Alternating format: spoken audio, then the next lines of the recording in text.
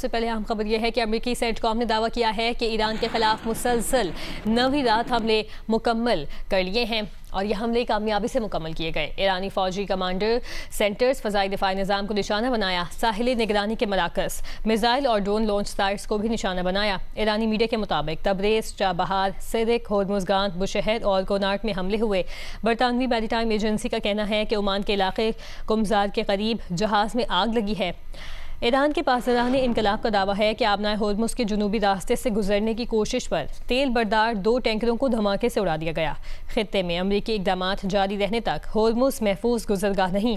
اردن کے عقبہ ہوائی اڈے پر امریکی طیاروں کو بیلسٹک میزائلوں سے نشانہ بنایا۔ شام کے علاقے الطنف میں دشمن کے کمانڈ سینٹر پر حملے کا دعویٰ، کہا کمانڈ سینٹر پر حملہ ایران شہر کے شہید فوجیوں کے خون کا بدلہ ہے۔ ایران کا کہنا ہے کہ دشمن کے اہداف کی جانب نئے میزائل فائر کر دیے۔ کویت کا حملے ناکام بنانے کا اعلان، بحرین میں سائرن کی آوازیں۔ بحرین میں امریکی سفارت خانے کا منامہ میں ایرانی حملے سے محتاط رہنے کا الرٹ جاری۔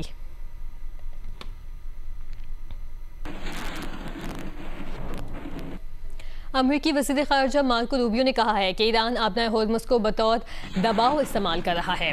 امریکی عالمی جہاز رانی کے تحفظ کے لیے ضروری اقدامات اٹھاتا رہے گا، لیکن دیگر ممالک کو بھی آگے آ کر بوجھ بانٹنا ہوگا، وہ عسکری ساز و سامان کی فراہمی ہو یا مالی معاونت۔ آسیان اجلاس کے لیے فلپین روانگی کے موقع پر مارکو روبیو کا کہنا تھا، ایران کے ساتھ تنازع کے حل کے لیے امریکہ سفارتکاری کے لیے ہمیشہ تیار ہے، لیکن سفارتکاری حقیقی ہونی چاہیے۔ اگر ایران کسی مفاہمت کی شرائط کی خلاف ورزی کر رہا ہے تو وہ معاہدہ مؤثر نہیں رہ سکتا۔ امریکہ نے ایران کے ساتھ کئی بار کوشش کی اور یہ کوشش جاری رکھیں گے۔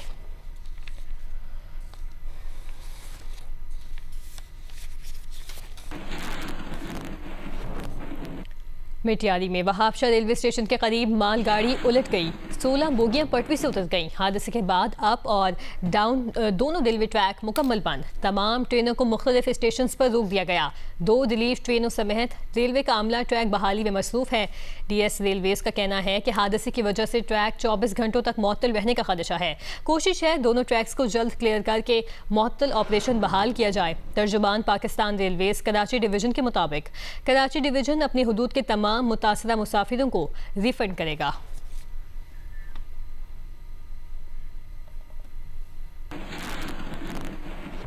فٹ بال ورلڈ کپ کا ٹائٹل اسپین نے جیت لیا۔ فائنل میں دفاعی چیمپئن ارجنٹینا کو 1-0 سے شکست دے دی۔ اسپین کی جانب سے فیصلہ کن گول فران ٹورس نے کیا۔ مقررہ 90 منٹس میں کوئی ٹیم گول نہیں کر سکی۔ اسپین کی ٹیم نے 16 برس بعد ٹائٹل جیتا۔ اسپین کے خلاف پورے ٹورنامنٹ میں صرف 1 گول ہوا۔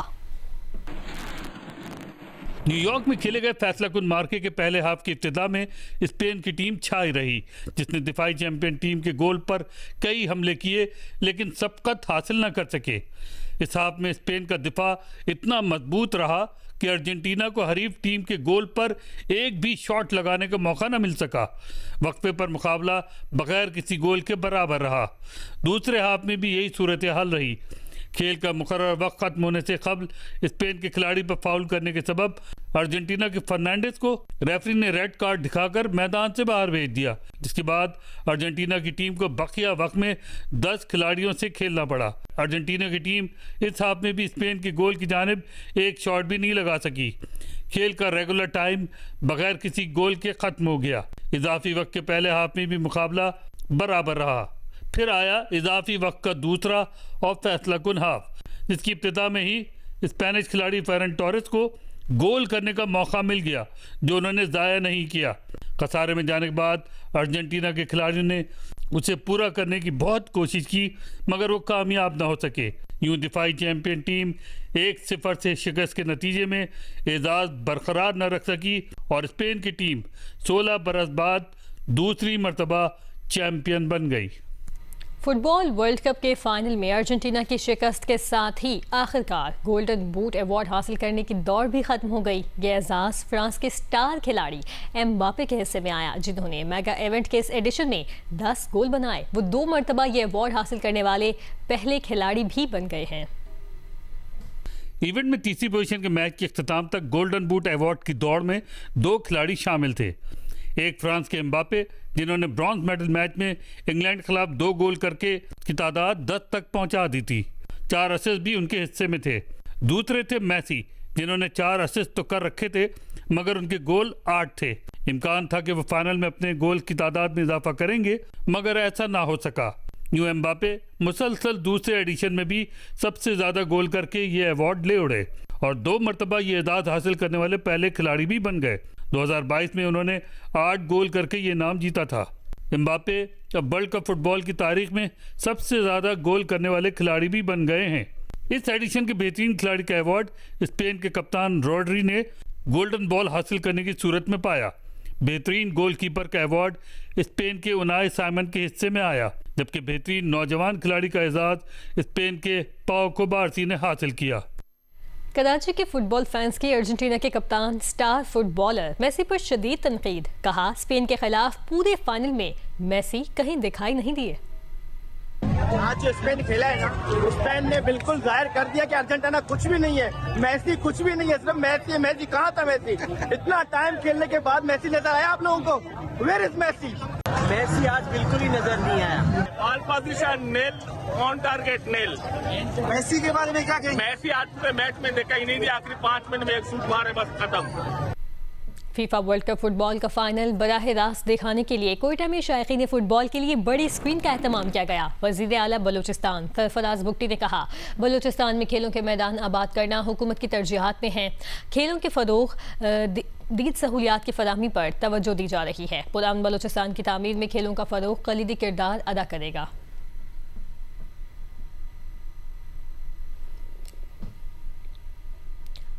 آگے بڑھیں، آپ کو بتائیں کہ پیپلز پارٹی کے چیئرمین بلاول بھٹو زرداری نے کہا ہے کہ آزاد کشمیر کے انتخابات میں مسلم لیگ نون کو ایسی شکست ہوگی کہ تاریخ یاد رکھے گی۔ انتخابات کے بعد پیپلز پارٹی حکومت بنائے گی۔ کوٹلی میں جلسے سے خطاب کرتے ہوئے کہا، آزاد کشمیر کے مسائل کا حل ان کے پاس ہے، وہ اپنا کردار ادا کرنے کے لیے تیار ہیں۔ بادہ نشستیں زیادہ اہم ہیں یا انسانوں کی زندگی؟ سچائی اور مفاہمتی کمیشن بنانے کی تجویز پر ابھی تک وفاقی حکومت اور احتجاج کرنے والوں کی جانب سے جواب نہیں آیا۔ اگر کمیشن نہیں بنا سکتے تو مسائل کا دوسرا حل بتا دیں۔ بلاول بھٹو زرداری کا کہنا تھا کہ مسلم لیگ نون کے وزیر کشمیریوں کو نقصان پہنچا رہے ہیں۔ آج تک یہ جواب نہیں آیا وزیر اعظم پاکستان سے، حکومت پاکستان سے، کہ یہ جو آپ کا آنریبل ممبر سیالکوٹ نے بیان دیا ہے کشمیریوں کے خلاف اور میرپور کے خلاف اور آبلا کوٹ کے خلاف، کیا یہ بیان وفاقی حکومت کا پالیسی ہے یا نہیں؟ اس لیے جب تک وہ وزیر آپ کا کیبنٹ میں رہے گا اور وہ یہ پالیسی رکھے گا تو ہم سمجھیں گے کہ یہ آپ کا بھی پالیسی ہے۔ تو میں سمجھتا ہوں کہ بہت ضروری ہے کہ وفاقی حکومت اور مسلم لیگ نواز اس قسم کے وزیر جو ان کو نقصان پہنچا رہے ہیں، جو کشمیریوں کو نقصان پہنچا رہے ہیں، ان کو دور کرنا چاہیے۔ اگر کوئی وزیر کہتا ہے کہ فلاں حلقہ کو، فلاں علاقہ کو، فلاں والے کو میں کشمیری نہیں سمجھتا تو اس کا کوئی حق نہیں کہ وہ وزیر رہے، اس کا کوئی حق نہیں کہ وہ ممبران اسمبلی رہے۔ کشمیر کا مستقبل آپ کا جیب میں نہیں، کشمیر کا مستقبل فیصل آباد کا جیب میں نہیں، کشمیر کا مستقبل میرے کشمیر کے نوجوان کے ہاتھ میں ہے۔ اور انشاءاللہ تعالی 27 جولائی کو، 27 جولائی کو وہ تیر پر تھپا لگا کے ایسے تیروں کا بارش ہوگا، ایسے تیروں کا بارش ہوگا کہ شیر کا ان پہاڑوں کے درمیان شیر کا وہ شکار ہوگا کہ تاریخ یاد رکھیں گے۔ وزیر اعظم کے مشیر برائے سیاسی امور رانا ثناءاللہ نے خبردار کیا ہے کہ بلاول بھٹو زرداری کی تقریر حالات خراب کر سکتی ہیں۔ انہوں نے جیو نیوز کے پروگرام جرگہ میں گفتگو کرتے ہوئے کہا کہ خواجہ آصف کے بارے میں بلاول کا رویہ اچھا نہیں تھا، ان کو ووٹ کے لیے نفرت کی نہیں بلکہ قومی لیڈر بن کر بات کرنی چاہیے۔ بلاول بھٹو زرداری صاحب کی جو تقاریر ہیں وہ حالات کی خرابی کا موجب بن سکتی ہیں۔ میں یہ الزام نہیں دیتا کہ وہ بن رہی ہیں، لیکن وہ جس طرح کا لہجہ اختیار کر رہے ہیں انہیں اس سے اوپر اٹھ کے ایک قومی سطح کے لیڈر کے طور پہ جو ہے وہ بات کرنی چاہیے۔ صرف ووٹ حاصل کرنے کے لیے ایسی بات جو تفریق کی بات ہو جو نفرت کی بات ہو میرا خیال ہے کہ وہ نہیں کرنی چاہیے. ان کا جو رویہ تھا ڈیفنس منسٹر خواجہ آصف صاحب کے بارے میں کہ جی ان کو چلیں آپ مطالبہ کر لیں کہ جی ان کو ریزائن کرنا چاہیے، لیکن یہ کہنا کہ جو ان کو لات مار کے جو ہے وہ ان کو نکالا جانا چاہیے. پی ایم ایل میں نے اس طرح سے لاتیں مار کے لوگوں کو نکالنے کا رواج نہ ہے اور نہ کبھی جو ہے وہ رہا ہے. کالعدم قرار دینے کا فیصلہ تھا ایکشن کمیٹی کو، یہ وفاقی حکومت نے کیا ہے یا کہ آزاد کشمیر حکومت نے کیا ہے؟ یہ تو اختیار ہی آزاد کشمیر کی حکومت کا ہے. پرائم منسٹر جو ہیں وہ فیصل راٹھور صاحب آن ریکارڈ ہیں، انہوں نے جب یہ فیصلہ کیا انہوں نے میڈیا میں آگے اس کو ڈیفینڈ کیا، اور اس کے بعد قمرالزمان کائرہ صاحب نے میڈیا میں آگے ڈیفینڈ کیا، ہم نے بھی ڈیفینڈ کیا. ہم اس فیصلے کے خلاف نہیں ہیں. وفاقی حکومت جو ہے وہ اس فیصلے کی پشت پہ کھڑی ہے آزاد کشمیر کی حکومت کے ساتھ. لیکن یہ فیصلہ انہوں نے کیا ہے، اور بلاول بھٹو زرداری صاحب جو ہیں وہ اس فیصلے کی مخالفت کر رہے ہیں. یعنی وہ باتوں میں شاید واضح طور پہ تو نہیں کہہ پا رہے، لیکن باتوں میں جو ہے نا وہ اشاروں کناؤں میں اس کی مخالفت کر رہے ہیں. آپ لوگوں نے مولانا فضل الرحمان کے خلاف بھی ایف آئی آر کاٹ دی؟ نہیں، ایف آئی آر جو ہے وہ ہم نے تو بالکل نہیں کٹوائی، اور میں ذاتی طور پہ بھی، اور جہاں تک وزیر اعظم کی یہ سوچ ہے میں سمجھتا ہوں کہ بالکل ہم اس حق میں نہیں ہے کہ مولانا فضل الرحمان صاحب کے خلاف کو ایف آئی آر کاٹی جائے. ہم اس حق میں بھی نہیں ہیں کہ اس بات کو جو ہے وہ ضرورت سے زیادہ طول دیا جائے. رانا ثناءاللہ کے بیان پر رد عمل دیتے ہوئے سندھ کے سینئر وزیر شرجیل میمن نے کہا ہے کہ بلاول کشمیر میں نون لیگی وزراء کی بھڑکائی ہوئی آگ کو ٹھنڈا کرنے کی کوشش کر رہے ہیں. نون لیگ کے وزراء غیر ذمہ دارانہ بیانات سے کشمیر میں منفی فضا پیدا کی گئی ہے. نون لیگ کے وزراء کے غیر ذمہ دارانہ بیانات سے کشمیر میں منفی فضا پیدا ہوئی. نون لیگ کے وزراء نے غیر سنجیدہ سیاست کرتے ہوئے کشمیری عوام کی توہین کی. شرجیل میمن کا کہنا تھا کہ غرور اور تکبر کا عالم یہ ہے کہ نون لیگ کے وفاقی وزراء اپنے بیانات پر معذرت کرنے سے بھی گریز کر رہے ہیں. ان کا کہنا تھا کہ بلاول چاروں صوبوں آزاد کشمیر اور گلگت بلتستان کی مضبوط آواز بن کر وہاں کے عوام کے احساس محرومی کو ختم کرنے کی کوشش کر رہے ہیں. بلاول بھٹو زرداری اس وقت ایک حقیقی مدبر اور اسٹیٹس مین کا کردار ادا کر رہے ہیں.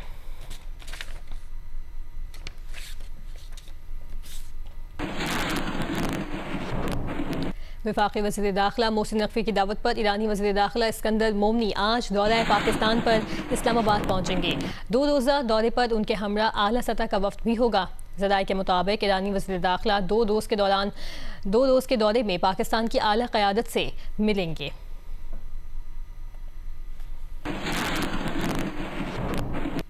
چیف الیکشن کمشنر آزاد جموں کشمیر غلام مصطفیٰ مغل نے کہا ہے کہ اگلے 7 دنوں میں الیکشن ہونے جا رہے ہیں جو ہر حال میں ہوں گے.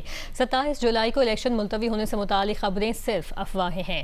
میڈیا سے گفتگو کرتے ہوئے غلام مصطفیٰ مغل کا کہنا تھا کہ پولنگ مٹیریل تمام آرؤز کے دفاتر تک پہنچا دیا گیا ہے. آج ملازمین کی پولنگ حسب معمول اور پروگرام کے مطابق ہوگی.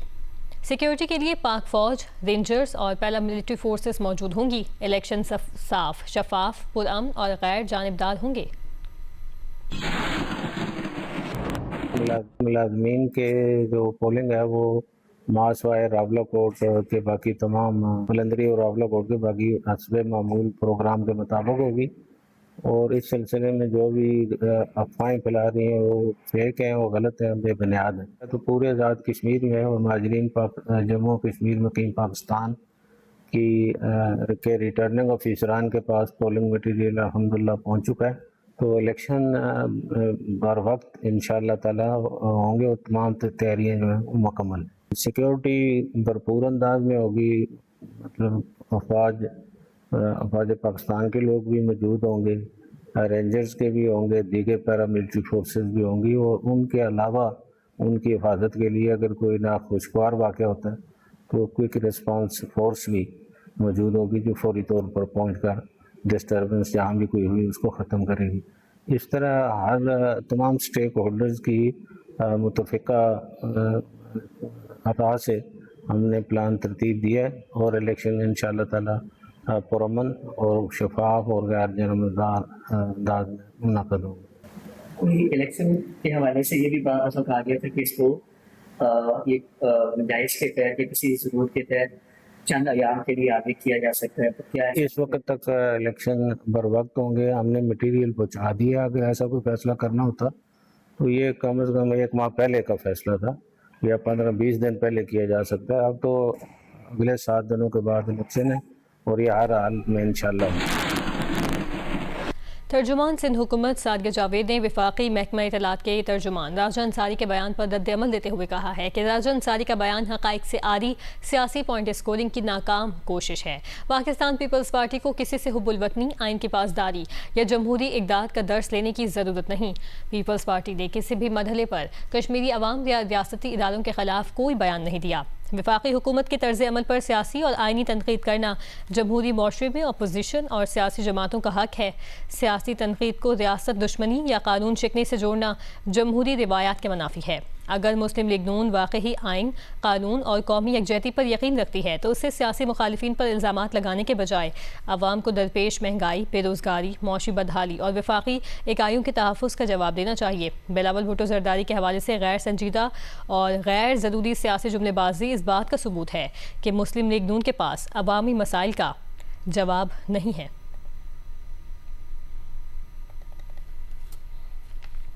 خیبر پختونخوا کے ضلع کرک میں ایک ایسا گاؤں موجود ہے جہاں آج بھی پہاڑوں کو تراش کر بنائے گئے گھر موجود ہیں. ان گھروں کی خاص بات یہ ہے کہ ان کی تعمیر میں نہ اینٹ استعمال ہوتی ہے، نہ سیمنٹ، نہ بجری اور نہ ہی چھت ڈالنے کا روایتی سامان. کم لاگت اور منفرد طرز تعمیر رکھنے والے اس گاؤں پر دیکھیے محمد ابرار خٹک کی یہ خصوصی رپورٹ. یہ ضلع کرک کا گاؤں پلوں سے سر ہیں، جہاں پہاڑ صرف قدرتی منظر ہی نہیں بلکہ لوگوں کی رہائش گاہ بھی ہیں. یہاں مکانات بنانے میں اینٹ، سیمنٹ، بجری، سریہ یا دیگر روایتی سامان استعمال نہیں ہوتا، بلکہ پہاڑ کو اندر سے تراش کر بنائے جاتے ہیں اور صرف دروازہ نصب کیا جاتا ہے. یہ کمرے تقریباً 200-250 سال سے پہلے سے بن رہے ہیں. یہاں کے لوگ مکمل رہائش اختیار کرتے ہیں. پورے گھر میں یہ 4-5 کمرے ایک ہی گھر میں بنے ہوتے ہیں. یہ مزدور بھی اسپیشلی مزدور ہوتے ہیں جو یہ کمرے بناتے ہیں. پہاڑ کو تراش کر کمرہ بنانے والے کاریگر اپنے کام میں مہارت رکھتے ہیں. یہ مکانات گرمیوں میں ٹھنڈے اور سردیوں میں گرم رہتے ہیں. ایک بار تعمیر ہونے کے بعد ان مکانات کو برسوں تک مرمت کی ضرورت نہیں پڑتی.